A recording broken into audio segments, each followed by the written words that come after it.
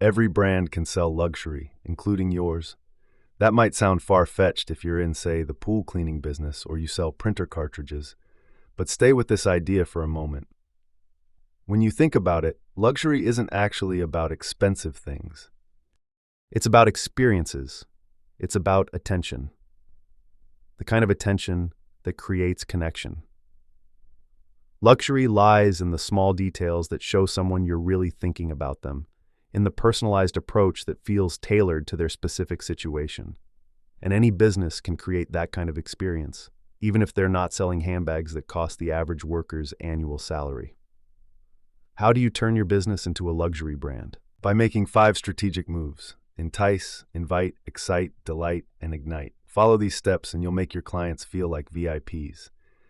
Today, you'll find out how to work those strategies and elevate your brand to a new luxe level. Let's dive in. 200 years ago, a young French widow revolutionized what luxury could mean. Barbe Nicole Ponsardin, known as Veuve Clicquot, the Widow Clicquot, took over her late husband's struggling champagne house and transformed it into a symbol of celebration and elite status. How did she do it?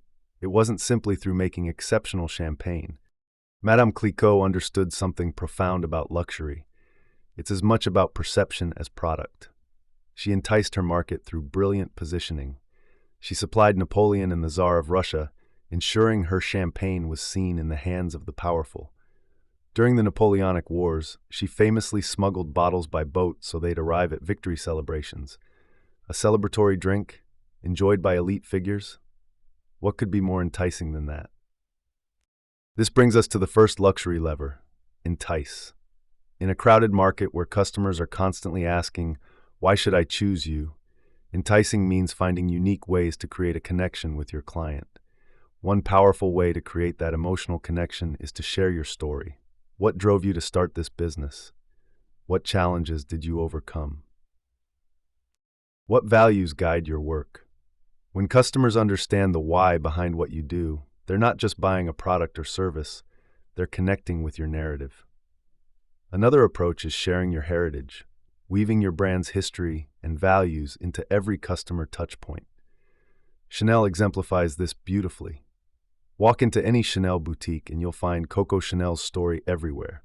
Photographs from her life, design elements that echo her aesthetic, even the preservation of her apartment above the original Rue Cambon store. When someone purchases a Chanel lipstick, they're not just buying cosmetics, they're buying into a legacy of innovation, independence, and timeless style. That connection to heritage makes even a small purchase feel significant. The third strategy is creative collaboration, leveraging partnerships with other businesses to amplify your appeal. Consider the Fairmont Tremblant Hotel's partnership with Canada Goose. Guests who stay at this luxe mountain resort receive custom Canada Goose parkas. This isn't just co-branding, it's a carefully crafted collaboration that delivers an exceptional experience by combining the hotel's luxury mountain hospitality with Canada Goose's reputation for elite outdoor gear. By aligning with the right partners, you borrow their connections and connotations, creating something more enticing than either brand could achieve alone. When Hermès launches a new handbag, instead of just advertising it, their sales associates personally call a curated list of top clients, inviting them to private viewings before the bag ever reaches store shelves. And that doesn't mean mass emails, they're individual phone calls, often referencing past purchases and the client's specific style preferences. The client feels genuinely chosen, not marketed to. That's invitation as an art form. This is the second luxury lever. Invite. Luxury is fundamentally about bespoke experiences, tailored moments that feel designed specifically for one person. But you can only create those experiences when you truly know who you're creating them for. That means strategically deciding who you want to invite into your client base, then crafting your invitation to them with precision and care. Start by building detailed profiles through research and persona development. Who are your ideal clients? What do they value beyond the obvious? What frustrates them about current options? What aspirations drive their decisions? Personalization requires deep information. Customization requires genuine connection. Once you've invited clients in, hold their attention with truly personalized service.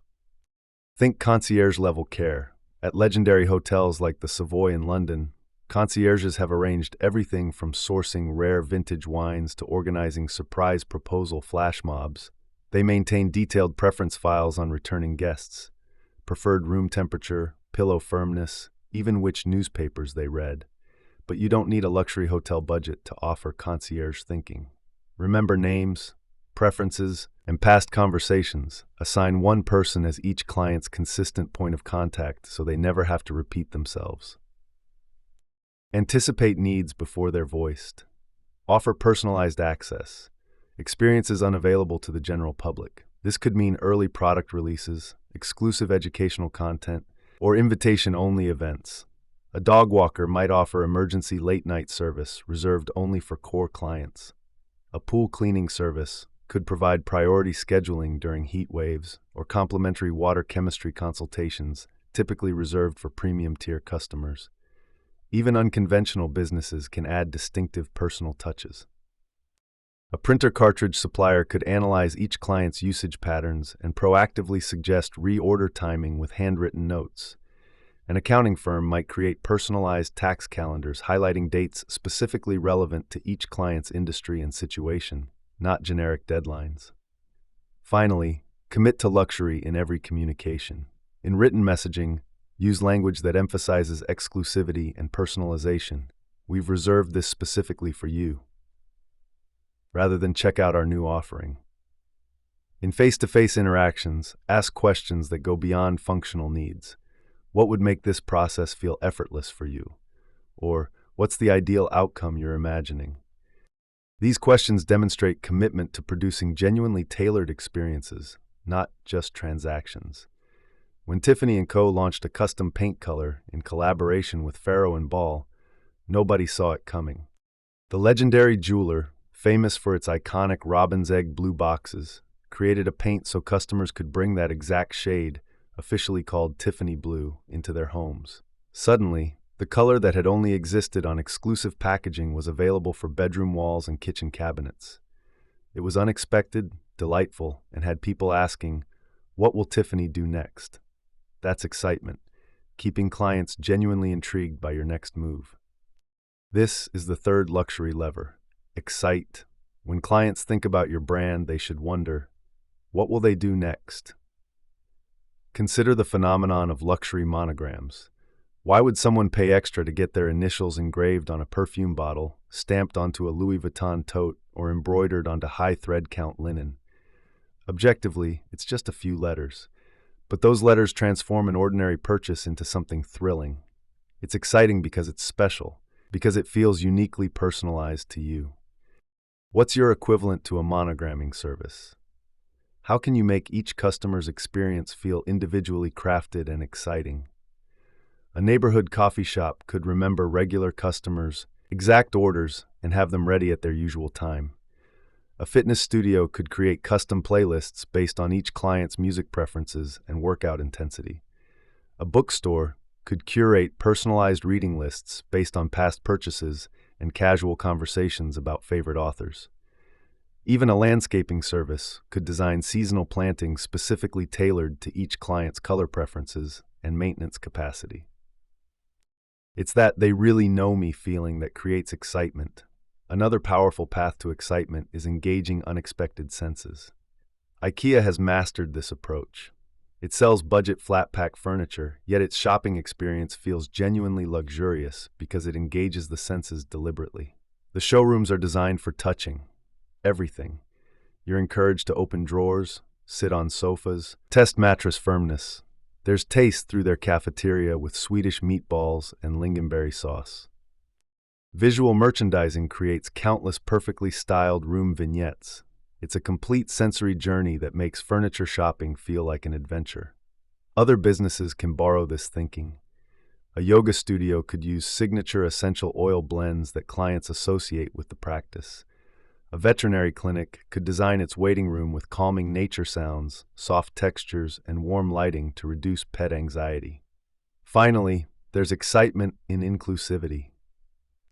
Starbucks offers Braille menus, for example, and Bank of America provides Braille on ATMs and accessible banking materials. Yes, inclusivity should absolutely be standard, but in markets where it often isn't, offering genuinely inclusive experiences makes brands stand out as thoughtful and forward-thinking. This might mean a restaurant providing sensory-friendly dining hours with dimmed lights and reduced noise for neurodivergent customers. A gym could offer adaptive equipment for differently abled members. A retail store could train staff in basic sign language or provide visual communication cards. These aren't just ethical choices. They're exciting because they demonstrate a level of attention and care that most competitors simply ignore. When a guest at the Four Seasons mentioned in passing that they loved a particular type of rare tea served at breakfast, the staff didn't just note it down. On the guest's next visit, 6 months later, that exact tea was waiting in their room with a handwritten note welcoming them back. The guest hadn't requested it. They'd barely remembered mentioning it. That's not just exciting, that's delighting. Excitement is one lever, but delight takes things further. It combines surprise with such bespoke thoughtfulness that clients find themselves wondering, how did you anticipate needs I didn't even know I had? Caroline Huo, a luxury realtor, operates by one mantra, show me you know me, and she delivers on it spectacularly. When one client sold their home, they mentioned casually that they'd missed the lemon tree in the garden. Huo's team didn't send a generic congratulations bouquet. They arranged for a cutting from that original lemon tree to be professionally grafted, then delivered the new plant to the client's new home. It was the old tree, continuing its life in a new place, just like the client themselves. Thoughtful gifting is powerful, and it shouldn't be limited to predictable holidays. Consider personalizing gifts around meaningful client milestones. When they hit a business anniversary, close a major deal, or reach a personal goal they've mentioned. When a client moves to a new phase in their journey with you, perhaps upgrading services or renewing for another year, that's an opportunity for acknowledgement. Subscription gifts that arrive regularly can also create ongoing delight. Gifts are wonderful, yet your best investment in delighting customers might be upskilling your entire team. It can't just be the owner or CEO trying to give everyone the personal touch. Train your staff specifically on delighting clients, and crucially, give them the authority to act on opportunities. Ritz-Carlton employees are empowered with a budget they can use without management approval to enhance guest experiences. That autonomy means they can solve problems and create moments immediately, not after navigating bureaucracy. Equally important, ensure your team has personally experienced every touch point your clients encounter. There's a reason hotel companies give employees opportunities to stay as guests in their own properties, so they intimately understand every element of the experience. A spa should have staff receive treatments regularly. A restaurant should have servers dine as customers occasionally. When your team walks through the client journey themselves, they're empowered to spot friction points and opportunities for delight that management might never see. When Glossier launched, it didn't rely on traditional advertising. Instead, it created products so shareable, with millennial pink packaging and Instagram-worthy aesthetics, that customers couldn't help but post about them. But the genius wasn't just pretty products. Glossier actively featured customer photos, responded personally to comments, and made its community feel like insiders building the brand together. Customers became advocates because they felt genuinely part of something. Creating a luxurious experience takes serious work, but it nets you a loyal client base. More importantly, truly luxurious service ignites clients to spread the word. Remember, when you say you're great, that's marketing. When other people say you're great, that's magic. This is the fifth luxury lever: ignite. Turn satisfied clients into vocal advocates through testimonials, networking connections, and organic word of mouth. People don't share about normal processes and experiences, they share about remarkable ones. When you pull the luxury levers consistently, you're actively encouraging clients to tell your story. So how do you transform satisfied clients into champions? Start by making sharing effortless and natural. Catch clients at peak satisfaction, right after you've solved a complex problem or delivered something exceptional. and ask for a testimonial while that feeling is fresh. A boutique fitness studio might request feedback immediately after a client hits a personal milestone, when emotion and gratitude are running high. Make the process easy. Offer to record a quick video testimonial on your phone. Provide specific prompts like, "What surprised you most about working with us?" Or even write a draft based on their comments that they can approve and edit. Facilitate meaningful networking by strategically connecting clients whose businesses or interests align. A financial advisor might host intimate quarterly dinners where entrepreneurial clients can meet and form genuine relationships. When you become a trusted connector, not just a service provider, you embed yourself into your client's broader network. Advocacy isn't the finish line.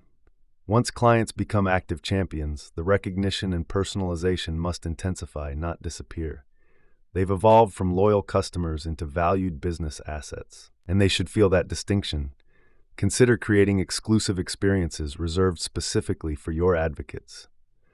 A restaurant might invite their most vocal supporters to a private chef's table, tasting of dishes before they hit the menu. A design firm could host an annual retreat where top clients preview the year's trend forecasts and contribute ideas.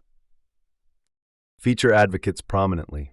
A landscaping company might create a client showcase series on social media, highlighting advocates' transformed gardens, which simultaneously celebrates them while demonstrating your work. The luxury approach to advocacy is genuinely reciprocal. They elevate you through their enthusiasm and referrals. You elevate them through recognition and exclusive access. When that exchange feels authentic and ongoing, magic compounds naturally.